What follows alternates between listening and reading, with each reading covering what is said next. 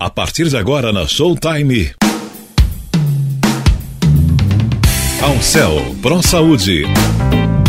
Alcel.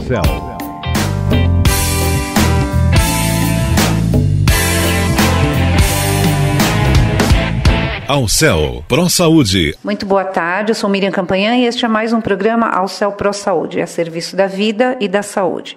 Hoje eu tenho o prazer de falar novamente com o Dr. Nível Tsunashima Vila, formado pela Faculdade de Medicina de Ribeirão Preto da Universidade de São Paulo, residência em Clínica Geral e Geriatria no Hospital das Clínicas de Ribeirão Preto da USP, trabalha com Medicina Preventiva Clínica Geral e Geriatria desde 2001, com emergências médicas em um grande hospital da região de Atibaia e atende atualmente em consultório particular. Doutor, muito obrigado por dispor do seu tempo para estar conosco novamente aqui no Alcel Pro Saúde. Boa tarde. Boa tarde, é um grande prazer estar aqui novamente para tentar esclarecer algumas dúvidas dos ouvintes. E hoje nós convidamos o doutor porque queremos saber tudo a respeito de síndrome demencial. Então, doutor, explica para a gente o que é a síndrome demencial. Bom, é uma pergunta bem interessante porque no campo da geriatria é uma das queixas mais frequentes, justamente é o distúrbio da memória, o déficit de memória. Hoje em dia as pessoas se preocupam muito se estão ficando com Alzheimer, que é a demência mais comum, ou se estão apenas com um esquecimento que não significa uma doença grave. Então é importante esclarecer o ouvinte sobre isso. O que seria a síndrome demencial? O que antigamente as pessoas conheciam como esclerose, as pessoas ficavam esclerosadas, hoje, tecnicamente, a gente chama de síndrome demencial, onde a pessoa, o doente, apresenta uma série de características que justamente levam ao diagnóstico da demência. A pessoa, para apresentar a demência, ela precisa apresentar um déficit de memória, uma dificuldade de memória num grau importante para afetar a sua atividade cotidiana ou sua atividade profissional, geralmente um déficit de memória que é progressivo e juntamente com essa característica mais um outro déficit das funções cerebrais.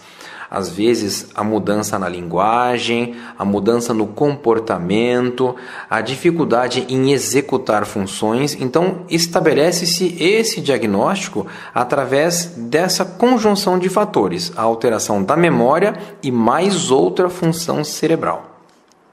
E doutor, explica pra gente agora, esquecer é normal? Essa é uma dúvida muito importante porque a característica mais acentuada da memória é justamente o esquecimento. Veja bem, nós não podemos nos lembrar de todos os fatos que ocorrem no nosso cotidiano, nos dias consecutivos de um ano ou da nossa vida toda. Nós não podemos lembrar a roupa que a nossa mulher vestia, por exemplo, numa data não tão específica ou num dia sem nenhuma importância.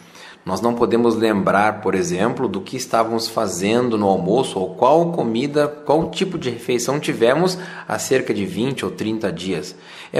São muitas lembranças que ocupam espaço no cérebro que são desnecessárias. Então, a principal característica da memória é o esquecimento. Nós devemos nos lembrar apenas das características importantes, dos fatos importantes. Então, esquecer é completamente normal.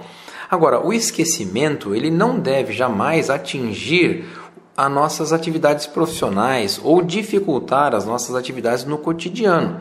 Quando esse esquecimento é acentuado de tal forma que prejudica a execução dessas atividades, quando o esquecimento é de tal intensidade que nos dificulta viver, aí sim a gente começa a nos preocupar. E é nesse momento, então, que precisamos de uma ajuda profissional para tentar identificar a causa desse esquecimento. Ok, doutor. Agora, e como é que a gente pode identificar esse esquecimento? Se ele é uma coisa normal e corriqueira ou se ele acaba começando a ser algo preocupante? Então, as pessoas existe essa necessidade realmente de se diferenciar um esquecimento normal de um esquecimento patológico, de um esquecimento doentio.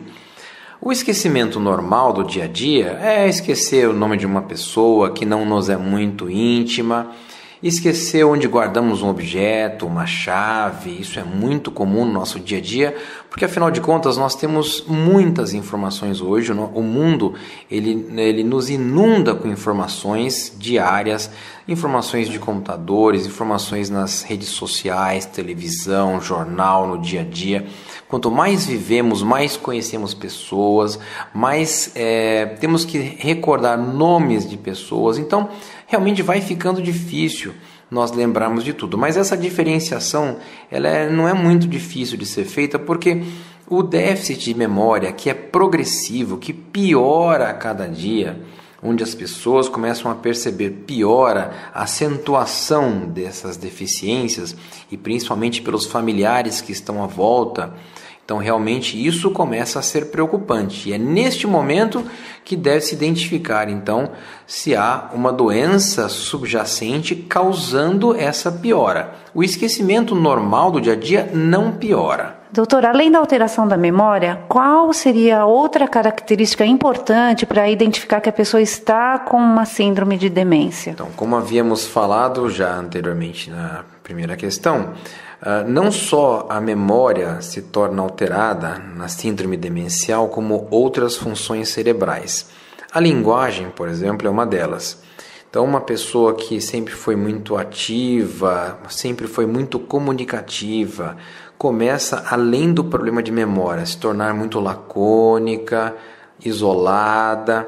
Isso pode mostrar uma alteração da linguagem da pessoa. Uma pessoa que não era de dizer palavrões, uma pessoa que era mais educada começa a se mostrar mais irritadiça, dizer palavrões. Então isso mostra que há uma alteração da linguagem. Isso dá um indicativo de que existe um outro comprometimento das funções cerebrais, né? Outra característica também é a alteração das funções executivas. A pessoa, para realizar algum ato, ela precisa planejar aquilo, ela precisa buscar na memória como fazer determinado ato, ela precisa planejar como fazer determinada ação e precisa executar.